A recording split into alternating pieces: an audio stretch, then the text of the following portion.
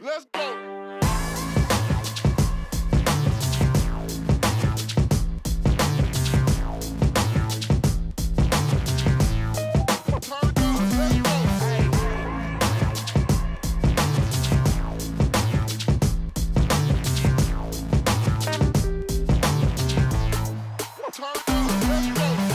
Hello, welcome to Can We Talk Sports. I'm Karen. And I'm Kawashika. And we have another exciting guest on the show today. I got a chance to go and interview Etheridge James. Oh my God, that is amazing. He is a Hall of Fame. You know what, Can We Talk Sports? I just appreciate all the people who are allowing us to come in and interview. So I was in Florida, and I'm like, okay, I am too close not to go and see him. So I hit him up on Instagram. I was like, I'm 2 hours away. Can I come and get my interview? And he was like, sure. And so I rented a car, and I drove by myself, and I went down there, and he allowed me to come into his space. And I just really appreciate that. Right. And how was it, Miss Karen? It was great. You know, Florida rains a lot, but thank God that the day that I went to interview him, it did not rain. So he allowed me to come to a place where he trains kids for football. And so I got there, I got a chance to be able to not interview, but see the kids working out. Saw him pulling up in his BMW car, and he came out and he was about his business. Okay, I'm ready to interview. So it was great. It was great being able to do it, and I'm just so excited to show everybody about the interview. Right. Was he humble? He was very, very humble, and that was the thing about him. I had seen him, he's doing a documentary about himself, and so I just was able to see this humbleness about him. So I was like, Mr. James, can you kind of introduce yourself? And he was like, I don't normally introduce myself. Most people always say, this is Etheridge James. But I wanted to hear him, see if he was going to say, I'm Etheridge James, Hall of Fame. You know, some people, some of the athletes sometimes are a little cocky or proud for something, but he wasn't. He was just as humble as he could be, and it was a great interview. That's great. That's great to hear because, you know, with athletes that paved the way, you know, the kids need to see humble. They need to see honorable, being honorable and respectful. That's how you know, they've learned to move forward in life because pride will cause fall. So I'm glad to hear that. Yeah. You know, I'm always thinking and teaching and, you know, because it's always about life lessons. Yes. So a person's character, conduct, and conversation is real big for me. So that's great to hear. Everybody, watch the video. This is where I come from. You know, you probably have no idea what it's like to walk through this whole entire apartment within 3-4 seconds. You know, you can run a 40-yard dash in like a 4.4, 4.5. You can walk through that whole house in that amount of time. That right there shows you how small the place is, but I would have never known if I never got a chance to get out of there. This is one of the things that I end up making a purchase on. You know, once I got able, I ended up purchasing the whole building because it has sentimental. Now I'm not gonna walk around and let people pat me on my back and say all these good things because this is the norm. You gotta understand where I'm coming from. I'm coming from poverty. I'm coming from, you know, no other way out. You know, I go all in with football, you know, and when you go all in on something, there's no turning back. You know, you can't sit up there and have a plan B. I didn't have a plan B, C, D. I didn't have nothing. I had one plan, plan A. I'm playing football. I'm gonna do whatever it takes, and I'm gonna get my mama up out that cafeteria. You know, that first day, you know, I got embarrassed, and it was just one drill, real simple. But when you go in that locker room, you got to hear it forever. And from that day forward, I say, hey, I'm gonna make sure I let everybody know that I'm the truth, I'm that deal, I'm the real deal. And it was actually a good thing because from then on, the rest of my career, I've always made sure I took practice serious. I took any time I was on that field serious, you know, whether it was walkthrough or even just going 50%. I wanted to make sure I was on the right end of things.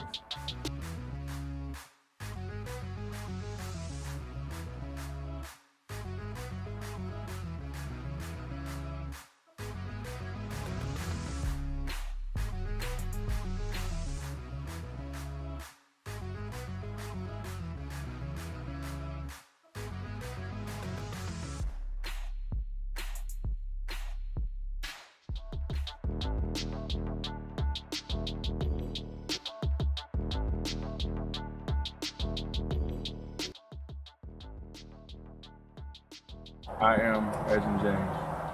Mr. James, how did you get your first name? Well, my mom named me Edwin. I have to get all the history of that from her, but she gave me this name. To my knowledge, I'm the first person in the world with this name, so it means a lot to me. And so you're doing a documentary called Go Teeth to Go Jacket. Can you kind of tell me what that means? Well, the documentary is it's kind of like giving a little insight or kind of doing a timeline of starting from football, starting where I started all the way till I got to the NFL. And I ended up getting to the Hall of Fame. So it kind of showing the path in a sense. When did you remove your gold teeth? I removed my gold teeth. I think in 07 or 08. It was when I got to Arizona. I felt like it was time. Okay, there was a post that I saw, and that's what interests me. Well, not necessarily interests me, but that's sparked my interest as far as you were talking. You were talking about transferring to a bigger school because you was going to a smaller school, and the post was saying your mom said no, you're gonna stay right here, and so. There's a lot of times that kids, athletes, kind of think that they need to go to a bigger high school in order to be seen. But that's not your journey. Can you kind of elaborate on why you stayed at the smaller school and how you were able to still be seen? I think a lot of times, a lot of these kids, they want to go where it's popular or go, to the schools that they feel like is the best, when ultimately when you look at the big picture and you understand the overall in the grand scheme of things, it's about how good you are. If you're good, no matter where you're at, they're going to find you. And that's one thing that I realized at a young age, that it's about how good you are, not about where you're at. And the schools need you as much as you think you need them. That's good. See that you're a very humble man. Where do you think that came from? Well, I think everything came from my family, came from my mom, came from my upbringing. When you come up in a situation where you don't have much, you appreciate things a whole lot more. So it's a lot of hard work that's behind the scenes that you put into positioning yourself. So as far as being humble or anything, it is one of the things that naturally came with the territory, I guess. And so, when you got drafted, what was the first thing you did for your mom? When I got drafted, the first thing I did with my mom was the most important thing, was retire her. That's the first thing that I've always wanted to do, and that's one of the things that you set out to do. So once I got drafted, we made the decision that I want to retire her. So I think that's the best, the biggest thing I think any athlete or anybody can do for their mom. And so tell me how important it is to have a support system as you're moving through the different levels of sports. The support system is very important. You got to have people that really know you from your beginning, and as you go into this new territory, sometimes those people be the one that keep you grounded, because you're gonna always encounter all kind of new people and encounter new situations that, if you can do it the second or third time, you probably make a better decision, but the first time is the most important time, and that's where you kind of hang on to the people that you kind of grew up around. So now there are some new things that are happening right now, and that's with the NCAA allowing the athletes' likeness for them to profit off of that. Can you tell me, back in your era of time, first of all, your opinion about that, and then tell me in your era of time when you were playing in college, who do you think would be the one that would have made the most money off of their likeness at that time? I think with what the NCAA ruled on today, or when they made a final rule, they made it where it's possible for athletes. I think it's good for certain athletes, but I think it's going to be something that has to be tweaked as we go. It's new territory. You're going to have a lot of people coming out, trying to take advantage of these kids, and it's yet to be seen. And as far as when I was playing, it goes back to whoever was popular. That's what it's all about. Whoever's popular, those are the ones that's going to actually have the opportunity to reap the benefits, if there are any benefits, because sometimes it could go left. So it's all to be determined. So I'm from DeSoto, Texas, and in Texas we have taken on the U. We call ourselves the DeSoto U, and we do that because we put a lot of kids in college. A lot of our athletes, we're doing 20 and 30 scholarships into college, and so we, but we know that Miami is the one, the U. Kind of talking. Kind of tell me about your history with Miami and the U and what all that represented in your life. Well, the University of Miami is a school. It's a school that we all look up to as South Florida. Relate. The University of Miami, that's the school that we all look up to as youth. It's the popular school. It's where you want to be. It's the school that provides everything you're looking for. So it was easy decision to go there, and it always held up its end of the bargain. Documentary is coming out, and then tell me how people will be able to see it. Where would they have to go to be able to see it? Well, the documentary is out on my IG, and I kind of use on my personal platform, and also you can look on YouTube up under my name, and it comes out every Monday, 3 to 4 minutes, just a little insight on my path, a little bit about the story from gold teeth to gold jacket. Okay. So, sometimes, athletes, when they first get drafted in the NFL, at that time, that's the time they got the most money they've ever gotten in their lives. So can you kind of share with how you were able to just adjust with that lifestyle and how you were able to stay grounded and something like that? Well, one thing, you are who you are. No matter if you have money or you don't have money. Sometimes when you get money, you become more of what you are and who you are. So it's one of those things where I've always been the same person, and once I got a chance to get some money, it didn't really change me. It just changed my situation. But at the same time, you're still the same person, and I think that kind of holds true with everybody. Somebody who's flashy, they get money, they're gonna be flashier. And it's not really hard to figure out. Tell me something that you would want to, throughout your journey, what you learned, a life lesson that you want to tell an athlete. For me, is when it comes to athletics, it's about discipline. That's one thing you always tell them, discipline on the field, off the field. As long as you keep your discipline and you have discipline that kind of holds you accountable, everything else you can do yourself out. Well, tell me about when you got the news about being inducted in the Hall of Fame. Oh, the Hall of Fame is one of the lifelong dreams, one thing that I think any player looks forward to and would hope for. So for me, it was just a dream come true and something I always remember. So I don't know how, since COVID, that kind of affected Hall of Fame. Did that affect your experience of experiencing the whole experience of being inducted? Well, I think since COVID, it just pushed things back. It just kind of slowed things up. But everything is getting back on track and everything will be good. And so let me ask you this, since a lot of athletes have had to deal with COVID and, they changed, that affected their recruiting and being drafted, how, can you give some advice on how a player could stay grounded during this time of the world just being upside down? It comes down to you are who you are. You just have to continue training and you have to let everything work itself out.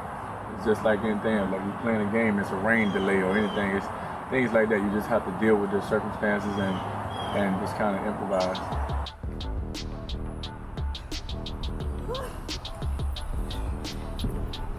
All right, Nadine. Wow. You see what I'm saying? It was a great interview. Yes, I really love that. Like, everything you said is true. I can actually see it in the video. Yeah. And that's what our student athletes need to see. Yes. They need to see that. Yeah. Examples.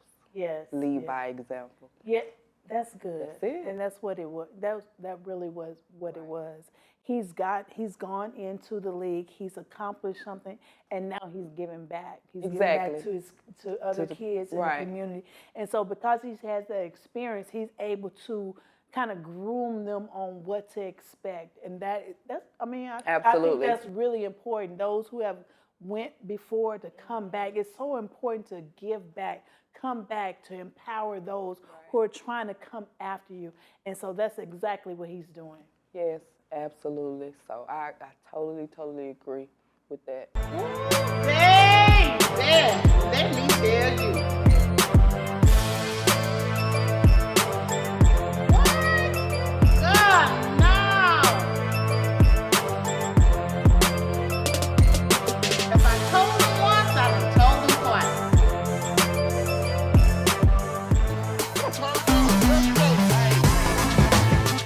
Y'all, it's Big Mama. This is a new week. Whoo, no telling what all Big Mama didn't do this week. But as always, I made it through. So what I want to do is I want to take some time. I know this happened quite a long time ago, but I want to do a salute to Coach Deion Sanders.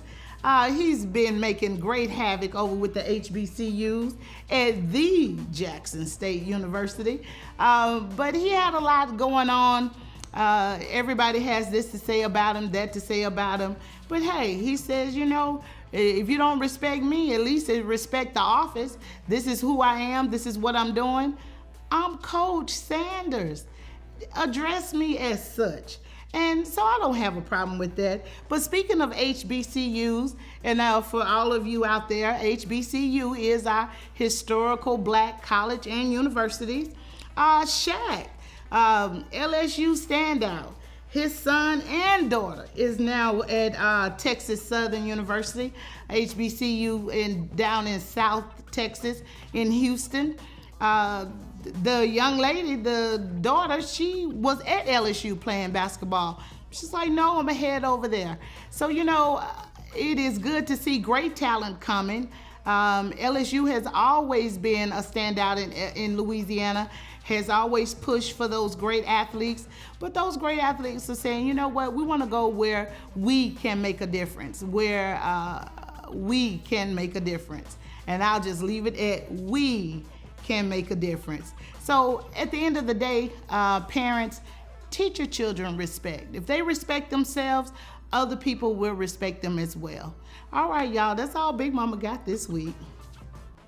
All right, you guys, thanks again for watching another great episode of Can We Talk Sports? And if anybody out there has a story to share or would love to be a guest on the show, just hit us up at canwetalksports@gmail.com. See you guys on another show.